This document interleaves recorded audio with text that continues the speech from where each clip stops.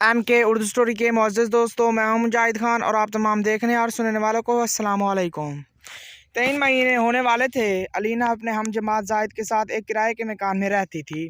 सुबह दोनों इकट्ठे यूनिवर्सिटी जाते और इकट्ठे ही वापस आते। उससे पहले वो अपनी यूनिवर्सिटी के गर्ल्स हॉस्टल में रहती, मगर जाहिद की मोहब्बत में गिरफ्तार होकर वो उसकी बगैर निकाह की बीवी का किरदार अदा कर रही थी, जिसे आम ज़बान में गर्लफ्रेंड कहते हैं। अलीना के वालिदैन ने कभी सोचा भी ना होगा कि जिस बेटी पर वो भरोसा कर रहे हैं वो उन्हें की कमर में एक ऐसे लड़के के लिए खंजर घोंप रही है जिससे मिले 6 महीने भी नहीं हुए थे।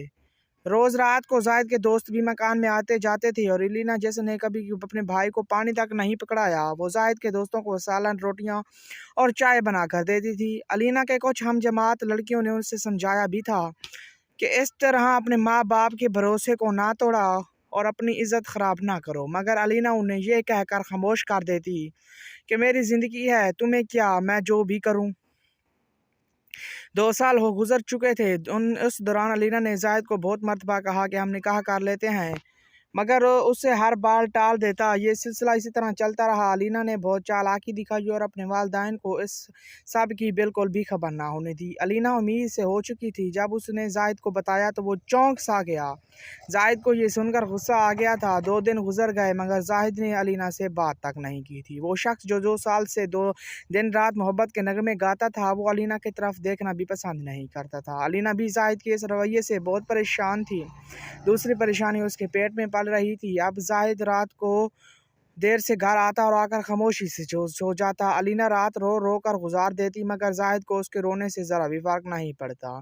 एक दिन अलीना ने जाहिद के करीबी दोस्तों को जाहिद की मौजूदगी में बुलाया और उन्हें पूरी बात बताकर कहा, भाई प्लीज़ आप लोग जाहिद को समझाएं और उससे पूछें ये मुझसे बात क्यों नहीं करता, मेरा कसूर क्या है। जाहिद के दोस्त उसकी तरह के थे। उन्होंने जाहिद से बात करना शुरू की। एक दोस्त बोला कि तुम लोग निकाह क्यों नहीं कर लेते। अलीना बोली, मैंने बहुत बार कहा है मगर ये सुनते ही नहीं। जाहिद ये बात सुनकर हंस पड़ा। सब लोग हैरत अंगेज निगाहों से जाहिद को देख रहे थे। जाहिद ने अलीना को कहा कि तुम बाहर जाओ। अलीना ने कहा, क्यों, मेरे सामने कहो जो कहना है। जाहिद गरज कर बोला, दफ़ा हो जाओ। इधर से अलीना रोती हुई कमरे से बाहर चली गई। उसे जाहिद के रवैये का इतना सदमा पहुंचा कि वो कमरे से बाहर जाते ही बेहोश होकर गिर पड़ी। उसका इल्म जाहिद को ना ही हुआ। उसके दोस्तों को वो लोग अपनी बातों में मसरूफ़ हो गए। जब अलीना को होश आया तो उसके कमरे से आने वाली जो बातें सुनाई दी वो ये हैं, यार तुम लोग पागल हो गए हो क्या, मैं इससे शादी क्यों करूं, पेट से हो गई है तो क्या उसको अस्पताल ले जाकर सारा काम सीधा कर दूंगा। वैसे भी पता नहीं जो बच्चा इसके पेट में पल रहा है वो मेरा भी है, सही नहीं मुझे लगता किसी और का है। लेकिन अब फंस तो मैं गया हूँ ना। तुम लोग ही बताओ, जो अपने माँ बाप को धोखा देकर 2 साल मेरे साथ सो सकती है, वो मुझे देकर किसी और के साथ नहीं सो सकती। क्या तुम में से किसी के साथ इसका चक्कर चल रहा है और मुझे इल्म ना हो। बस 2-3 दिन तक उसे अस्पताल ले जाकर अबराश करवा दूंगा, फिर 1 साल मज़े लूँगा, फिर उसको भगा दूंगा। अब मेरा ये मियार तो नहीं मैं इस शादी, चलो मुफ्त की निगरानी, मज़े करो और तुम लोग ज़्यादा हाजी ना बनो, तुम्हारे कारनामे भी मुझसे छुपे हुए नहीं है। जाहिद और उसके दोस्त ज़ोर ज़ोर से हंस कर रहे थे। एक लड़का बोला, यार जाहिद तो हमारा हिस्सा हमें कब देगा यार, अब तुम्हारी ही है, बस बच्चा वाला मामला सेट कर लूँ, उसके बाद सब मिलकर मज़े करेंगे। तो साली सो रही होगी कि जब बिस्तर गर्म करूँगा तो वीडियो बना लूँगा, फिर हम सब की खेल बनकर रह जाएगी। फिर हम सब गिरे खेल बनकर रह जाएगी और कुछ बिगाड़ भी नहीं सकेगी। हमारा अलीना को अपने कानून पर यकीन नहीं हो रहा था। वो अपने कमरे में गई और अंदर से लाख लगाकर पूरी रात रोती रही। चेहरे से जाहिद का इस्तकबाल किया। जाहिद भी अपनी बनाई गई प्लान पर अमल करने के लिए होंठों पर मुस्कुरान हुआ था। उसने अलीना को गले लगाया और कहा कि सब दोस्त जा चुके हैं, मैंने तुम्हारा बहुत दिल दुखाया है, चलो आज सारा हिसाब बराबर करता हूँ।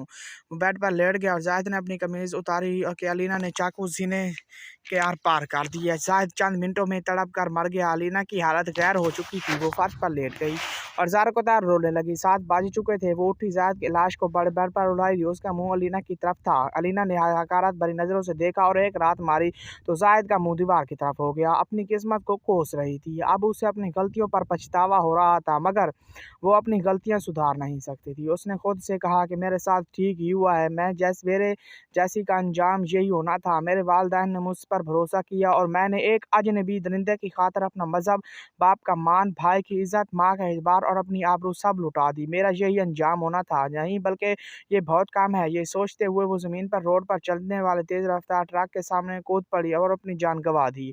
आजकल यूनिवर्सिटियों की कमी और मेरिट की वजह से बच्चियों को दूसरे शहरों में तालीम हासिल करने से जाना पड़ता है और घर वालों से दूर हॉस्टल में दिन गुजारने पड़ते हैं। इस तरह वो घरेलू पाबंदियों से आज़ाद हो जाती हैं।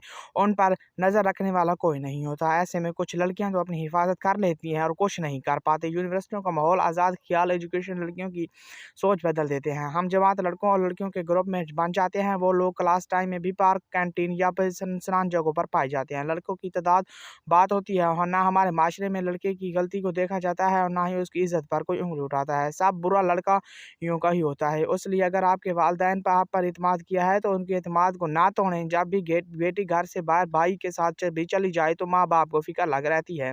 सोचा अगर उन्होंने आपको खुद से दूर घर से भेजा है तो दिल किसी तरह समझाया होगा। आपको लगता है आप हॉस्टल में सुकून की नींद सो रही हैं, तो आपके वालिदैन, भाई-बहन सुकून से सोते होंगे। बिल्कुल नहीं, उन्हें हर लम्हा आपका ख़्याल आता होगा और उनकी मोहब्बत का अंदाज़ा आपको तब ही होगा जब आप महीने 2 महीने अपने घर जाती हों। तो आप तालीम हासिल करने में, तालीम हासिल करके फ़ज़ूल कामों में ना पड़ें। अपने काम से काम रखें।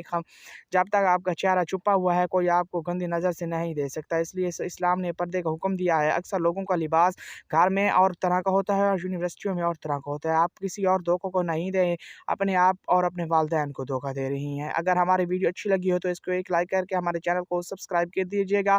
बेल आइकन की नोटिफ़िकेशन को ऑल कीजिएगा।